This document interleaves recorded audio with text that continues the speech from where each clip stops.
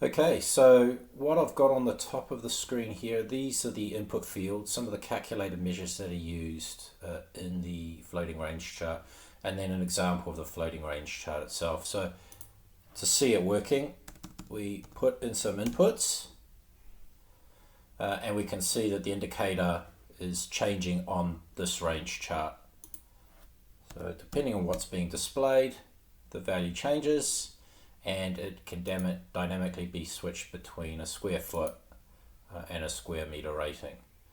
What I've got down below here is a table that is containing all of the key columns and measures that we're going to need to build the floating range chart. I've written about this in the blog post specifically, so I won't go into too much detail about the measure creation. You'll be getting this file anyway, so you'll be able to download and have a look at the measures that I've created. But essentially we've got everything in the table that we need. Highly recommend that you start off by trying to construct a table because it makes it a lot easier to then use the Charticulator visual. Now I've already downloaded Charticulator from App Source. You can see it up here on the right hand side, so let me just go ahead, select the table, and I'm going to click on the Charticulator web part. The first thing that we get is some instructions on how to use it. So please read through these. I'm just going to jump straight into editing. To do that, we do that through the more options. We can click on edit. And what we'll end up seeing is we've got the opportunity to either create a new chart, which is what we are going to do. We're going to create something from scratch here, but you can import an existing template, and there's a whole range of different templates here that you may want to start from. Now over on the right hand side, you'll notice that the data that was in the table has now been dropped into the different visual wells. For the purpose of this particular visual, what we want to do is we want to make sure that we're moving the calculated density and the minimum density up into the data well.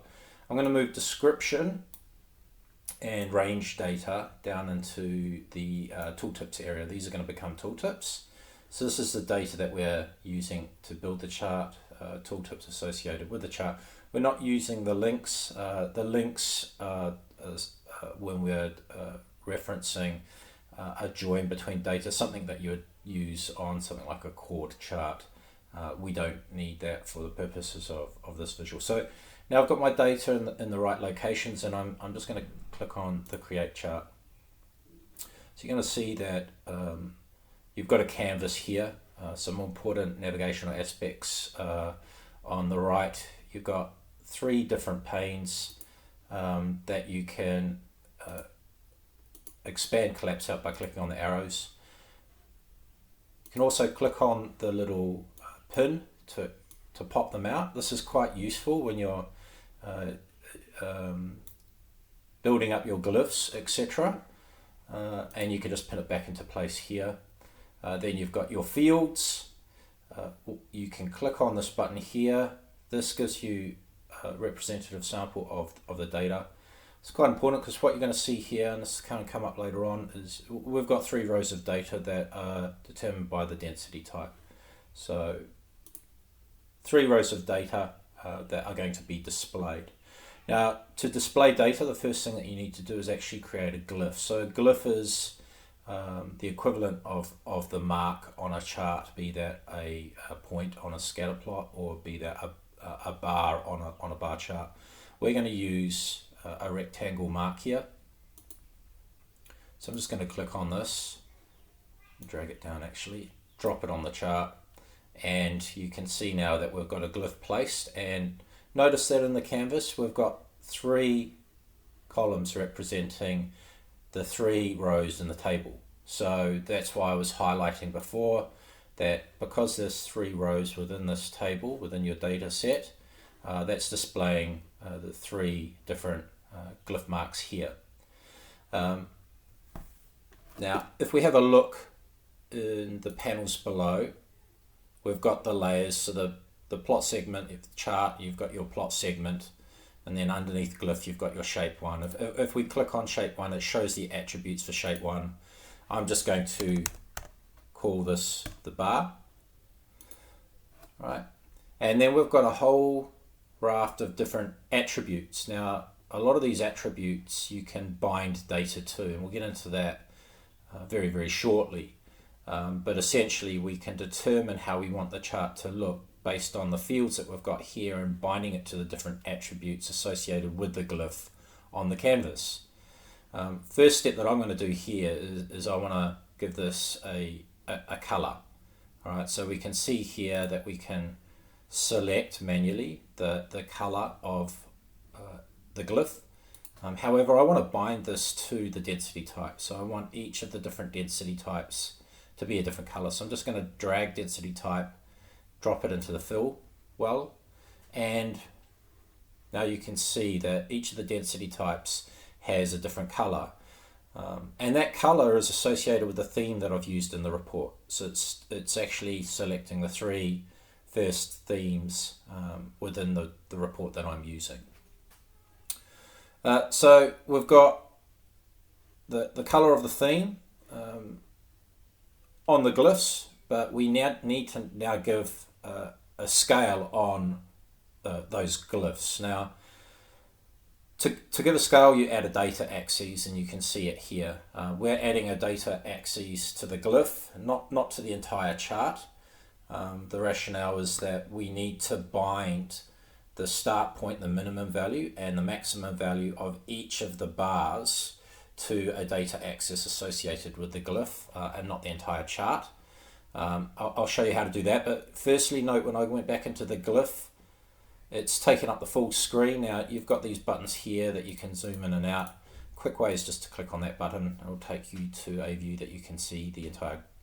So now what I'm going to do is I'm going to pop the glyph window out so I can see what I'm doing here. Just grab the corner there, drag it down.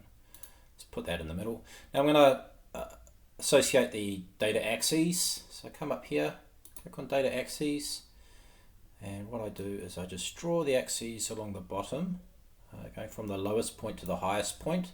You'll notice that now there are two data anchors there. And what I want to do is I want to start associating data with that data axis. And I'm going to drag in the data that I want to associate. And you'll notice when I drag in the field, minimum density OM, I've got the option to drop it into a number of different locations. And for this purpose of this design, I'm going to place it on the data axes. And in doing so, you'll note that now I've got a value associated with that axis. And I can do the same with the maximum density. Just make sure it's on the data axes there, and boom, there we go. Now we've got 2 points on that axis. We've got the anchor points on this glyph. Now, what I want to do is I want to ensure that the width of the actual glyph is associated with the minimum and maximum densities for each of the density types. So I want to associate the ends of these anchor points with these value points. So to do that, I firstly have to select the glyph because it's the glyph attribute that I'm changing here. And then I just look at, and I'm going to zoom in a bit here, make this a little bit easier on me to do. This is the great thing about being able to pop this tool out, this window out. So I just take that, and you can see as soon as I put it on, I get that line that indicates that it's being associated with that data point. I'm going to do it with a maximum as well. Okay, great. So now if you look, we have got a minimum and maximum value. I can pop this back in, and there we go. Now we've got min and max values for each of the points. But it doesn't really look like a stacked bar. It doesn't look like a floating stacked bar. What we need to do is we need to change the way that the marks are displaying. At the moment they're displaying essentially on one axis each. What we want to try and do here is we want to look at the plot segment, and you can see at the moment the way that it's laid out is it's stacked. If we change this to floating, what will end up happening is we get the three glyphs, and they're put side by side because each of them have got a maximum and minimum value, so the maximum of one value is the minimum of the next. So now they're laid out together. So this is the range element of the chart. So we're doing well here. Now we can add additional data to this. We want to, as an example, add the name of the density type. So if I go back into my glyph, I'll recenter this. What I want to do here is I want to add a label. No. There we go. And I just click it right in the middle of the glyph. And now we've got a text label associated with each of the glyphs. What I want to show here is the density type. So I drag that onto the glyph panel until it highlights, drop it, and now we can see we've got the labeling necessary for the chart. Again, I have the facility in the to select the layer. So we've selected the label here. The attribute shows up, and I can change it however I want to. It's very hard to see, so what I'll do is I'll just change this to a white value, and I might just decrease the size of that. It doesn't need to be so big. And now we've got the range distribution. So the next point is I want to add to this the marker. That was the triangle that would move based on whatever the calculated density measure was. So we've got the calculated density measure, and we want to essentially drag and drop that onto this chart. We do that through the glyph panel again. So let me just come here. I'll pop this out again for better use. So we've got one of the glyphs selected. Now I want to use a different mark this time. This time I'm going to use a triangle mark. So I'm just going to click on this first, and what it ends up doing is that it ends up putting a circle on. So if I just click that here, so let me call this the indicator. You'll notice I've got the opportunity now to change it to a triangle, and I'm just going to put the size up a bit so we can see it, and I'll change the fill color of it. Right, so we've got the triangle on the chart, but we need to associate it, we need to bind it to data, and at the moment we don't have that dynamic calculated density measure on the chart. So we need to bring this onto the chart, and we need to do that through the calculated density. We can drag that down. Again, what we're looking to do is add it to the data axes. So once I drop that on, you will now see that we've got the calculated density here. So all I need to do is bring this down and associate it with that value. Now I'm just going to now move that back up. Here, the guides are extremely useful in accomplishing this. So this is now bound to that point on the data axes. So if I restore the panel, we can see that the triangle is now hovering over the top of the range chart. Now, what I want to do is final few bits of formatting. You can see that the numbers here at the moment, it would be better if they were reversed. So to do that, I would select the item in the layer. So I'm looking to change the attributes associated with the axes. I can come down here and you'll notice that there is a drop down which allows me to change the positioning of it. So now it's underneath. Don't really like the coloring. I might try and change the line color to something a little bit lighter. And then change the tick color to something a little bit darker. Maybe that will do. Okay. And then overall, the chart itself is pretty large. So I might try and make this a bit smaller. And we do that through the chart layer itself. So by clicking on the chart layer, we're talking about the full canvas of the chart. And you can see that we've got our dimensions in here. Now, what I might do is just quickly shorten all of the different margins. So we've got less white space associated with it. Can associate a background color depending on the theming that you're using in your report. And for this, I'm mostly concerned about the height. So let me shorten this to say 400, maybe even 300.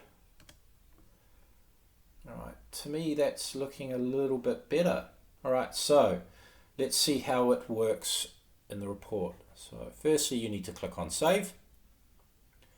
And then when you click back to report,